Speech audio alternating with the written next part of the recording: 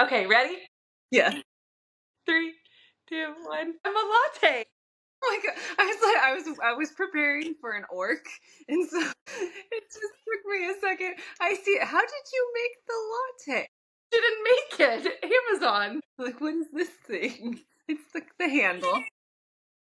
Tip Okay, me little handle over, there. pour me out. Is that a It's pumpkin that in so. it? Love your latte. Thank you. I love you a latte.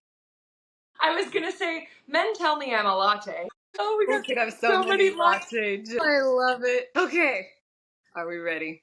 Yes. Welcome. Boozy Bibliophiles review and pairing number 2. So exciting. What book are we doing? Today we are talking about Legends and Lattes. Oh, look at your copy. Yours Oh, is it's so so fun fun. too. But yours has the fun edges. I mean, don't mind all my little tabbies. Oh, you got lots of But these. Legends and Lattes. Legends and Lattes by Travis Baldree, written in 2022. Look at us go. I know. I know. This is a fantasy book, but it's like, I don't want to deter people that are like, I don't do fantasy, because it's like, You can read it and easily forget that it is fantasy. Like, you can forget that they're orcs or succubuses. succubuses. Succubuses. I had to look up some of these things to see what they were because I didn't know.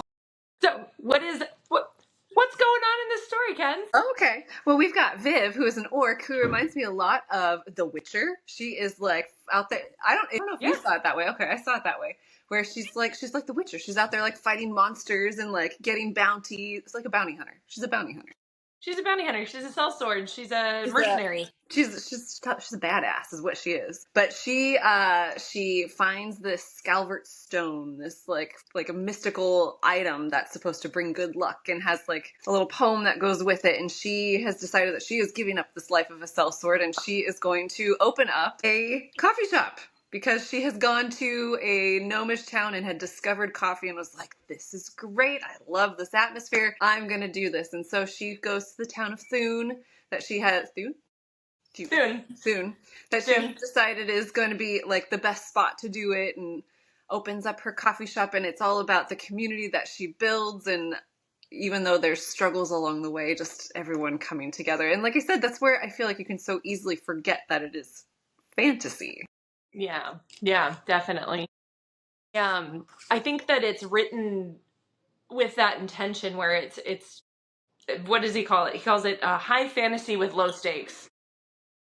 I think that it's written in a way that it's very modernized. You know, it's a city and they have technology to some degree of, you know, these boat builders, stonemasons, everything, but somehow they still have ovens and they find a way to make like fans. And it really, the way that he writes, yes, like some of the language is a little bit poetic, but he writes it so that you can basically see, you build the world around your world that you know. And then you're like, oh wait, this person's supposed to be an orc, like, or a gnome. You forget until, I mean, where's the ratkin too? I mean, you forget that there are these mythical creatures until he says in there, like the succubus said, or, you know, whatever it might be, because you so easily, I mean, in my mind, I saw it kind of medievally, like old stone buildings, but yeah, then you have this like, this little change in it where it's like, oh, but here comes this silver like coffee machine. Yeah. So it's really interesting, but I feel like it's such a it's a little gateway fantasy book for people that maybe are like, I'm not into fantasy. You know, like just give it a try. Like Just give it a whirl. Give it a whirl. It's just a lighthearted book. It's a lighthearted, fun, whimsical, good feeling book. Which is so interesting because for the second time we're looking at characters that aren't necessarily warm and fuzzy. If you think about it, none of these characters have necessarily like a super friendly disposition. No. Even I feel like, oh gosh, I'm gonna say her name wrong. Tandri. I was gonna say Tandri.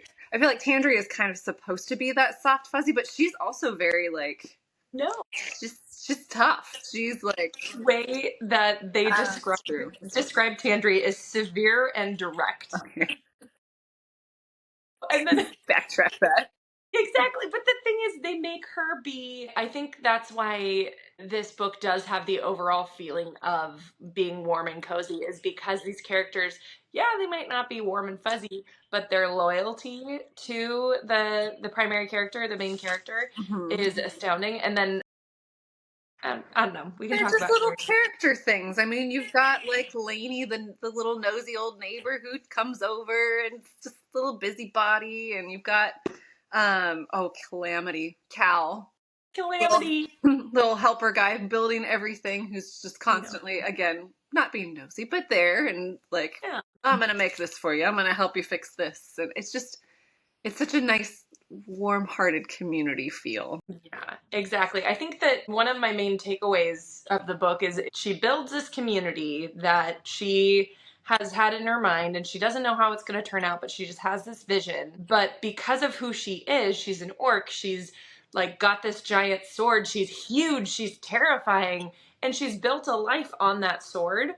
And so she knows what people see when they look at her. And she's wanting to kind of change that perception. And so what I find just so beautiful is every time she meets a new person or creature, I guess, because it's Yeah. fantasy, it's interesting because these people are all kind of, like Cal, he's, kind of looked down upon, and she's meeting them not with prejudice. She's meeting them as a friend and like, hey, like, you can help me out. And like, I hope that you see past my past And too. she does. She kind of scoops up the downtrodden in a way. Like, she just is like, no, I saw you were really great at this, and this, I need help with something like this. Yeah. And yeah, sees the beauty in it, which is amazing when you think about, yes, like the past that she had and how she's trying to let go of this Yeah. brutish Witcher. Like, I just Yeah. keep coming back to the Witcher. It makes me think of Which I guess I did not think of it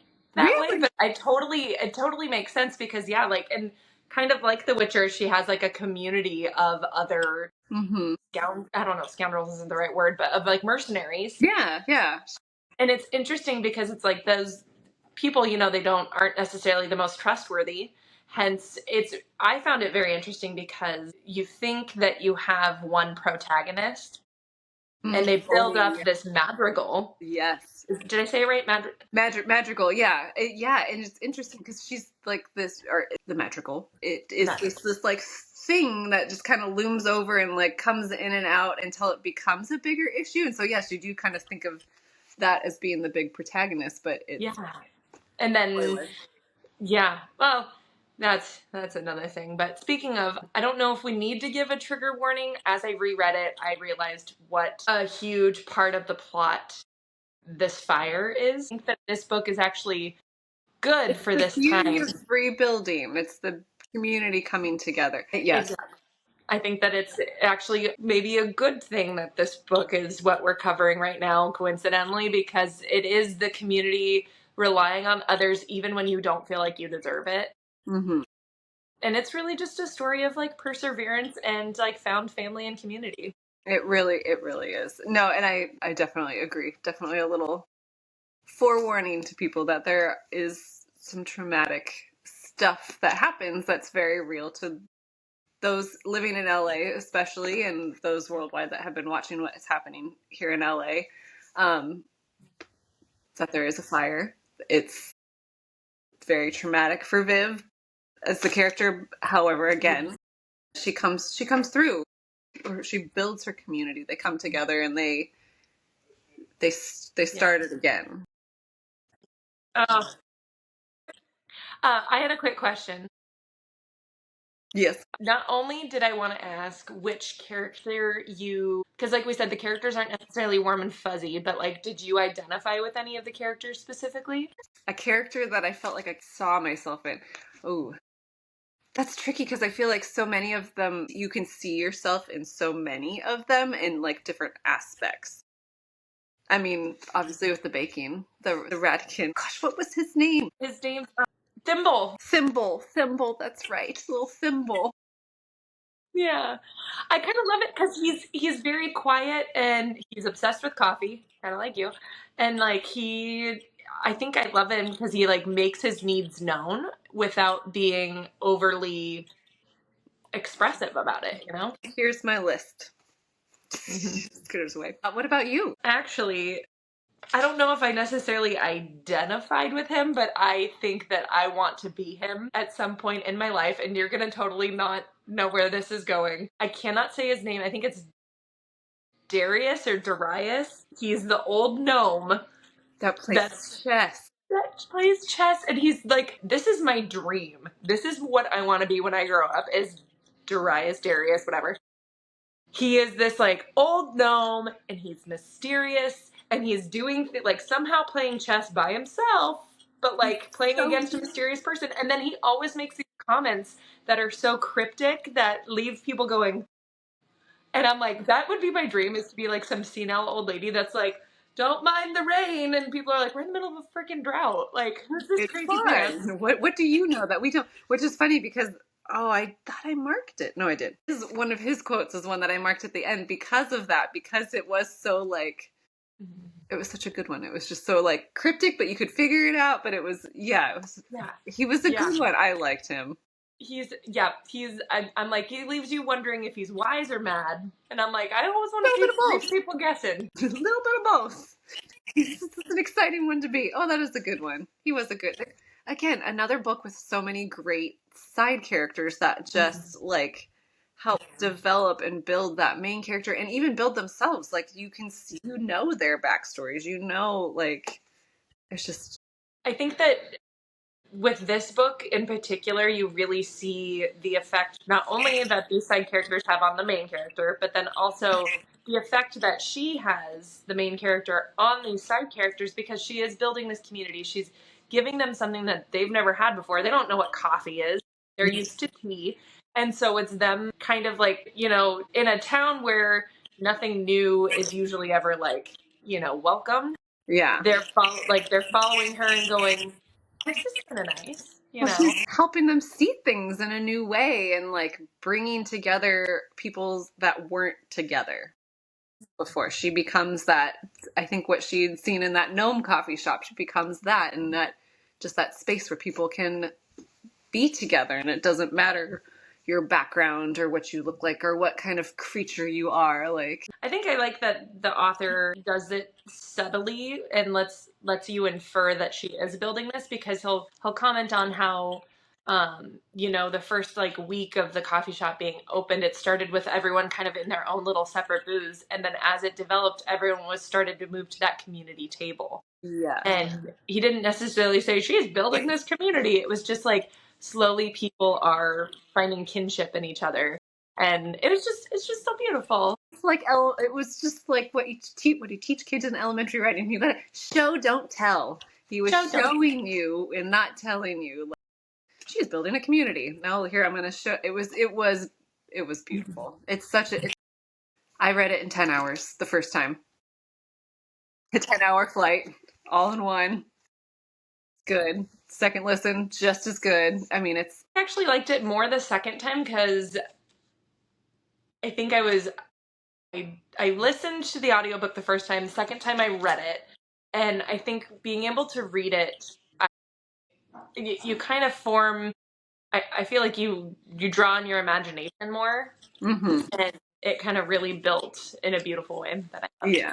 Yeah. It's funny because I did the opposite. I read it and then I listened to it. But yeah, it was because I had that base and I had my medieval Witcher idea in my head that I cannot believe you don't see the. I didn't. That was like my immediate. But anyways.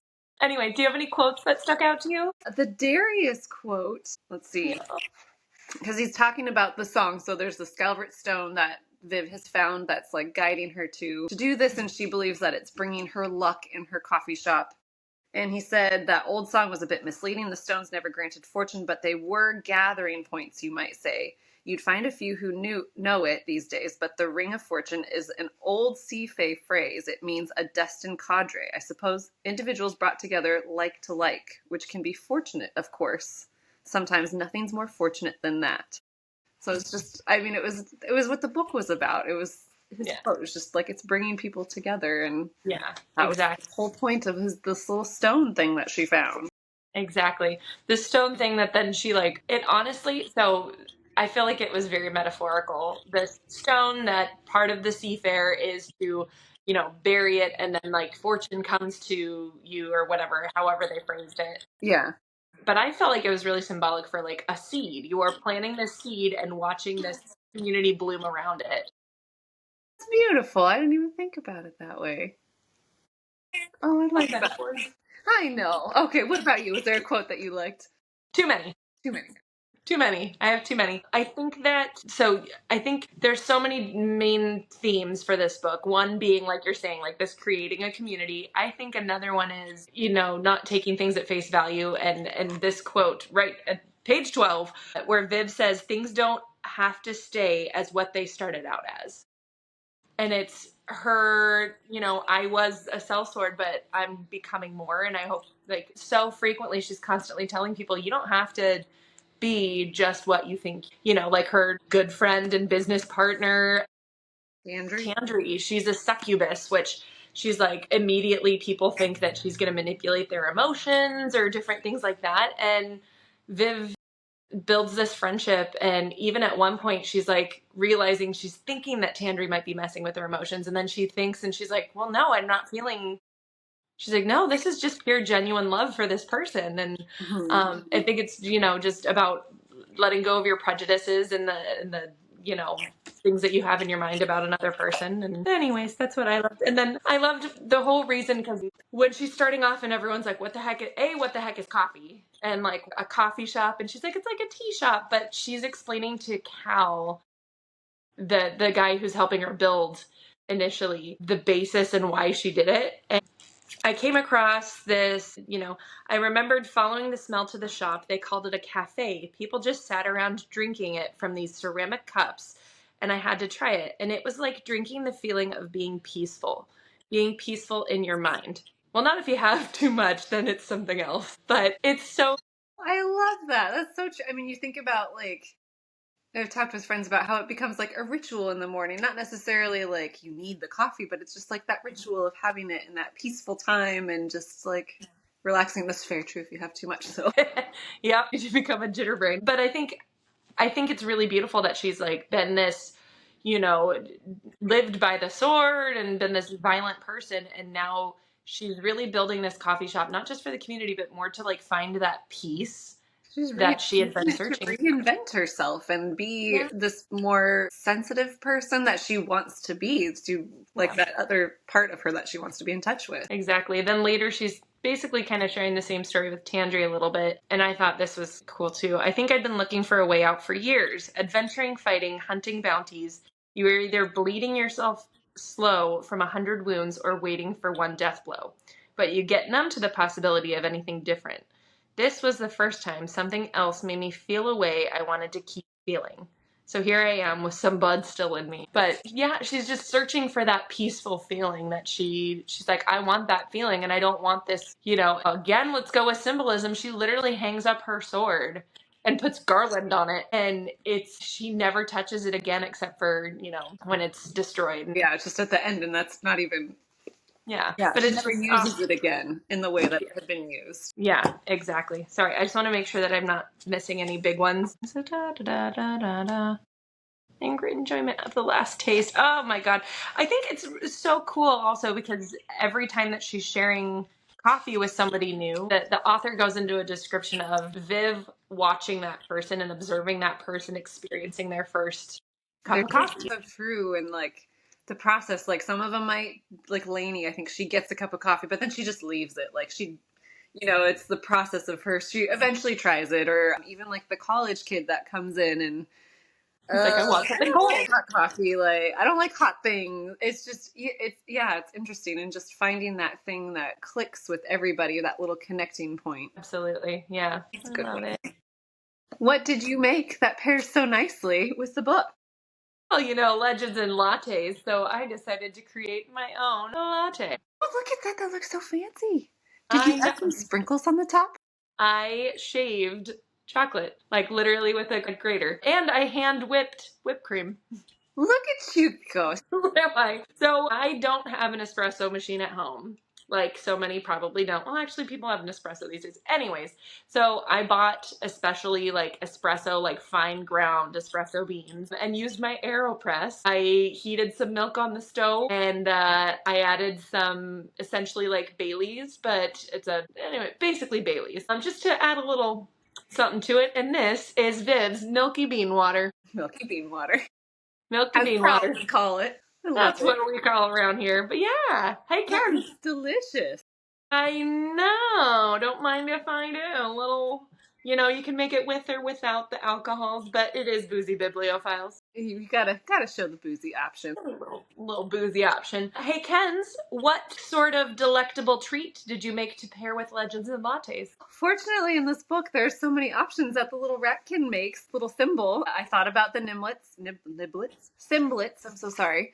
That in the back of the book, it tells you the simblets and how to make them. And I was like, oh, that would be fun. And then he also makes cinnamon rolls, and they call them midnight crescents. So essentially a chocolate croissant. I ventured to try and make that, and my attempt is still in the fridge because it's very, very, very tricky. So I went with the delicious cinnamon roll, which I got this recipe from a very, very dear friend who during COVID was trying to find the perfect cinnamon roll and tried out all sorts of different recipes and then came upon this one. So it's delicious. This is the fresh cinnamon roll with some cream cheese frosting on top, just like what Little Thimble made and served and brought in so many people into the little area. But my family and my in-laws that are here have devoured them all today. That's kind of fun that you got it from a friend too. I know. Oh, look at community go. Community go. Cheers. Cheers. Cheers to that. I didn't bring a fork up to try and eat it, and I already had one and was a little jittery from all the sugar. So, Hey, you know what? I'm jittery from coffee, you're jittery from sugar. We're a perfect That's pair. all. Just like this drink and that cinnamon roll with this book. It's so good. It's so good. Then you So can good. just cozy up and get that peaceful feeling. Yeah, exactly. Hopefully, if anyone reads this, due to our recommendations, I hope you enjoy it as much as we did. Yeah. Do we need to come up with an end? Yeah. We hope you enjoy. Peace out, Trouts. Happy reading. Happy reading. Happy reading. Thanks for listening. Thanks for listening, watching, maybe eating and drinking and reading. And reading. Read along with us. I don't know if we need to come up with something. We just wanted to give a quick warning for those who are sensitive in regards to talk of fires.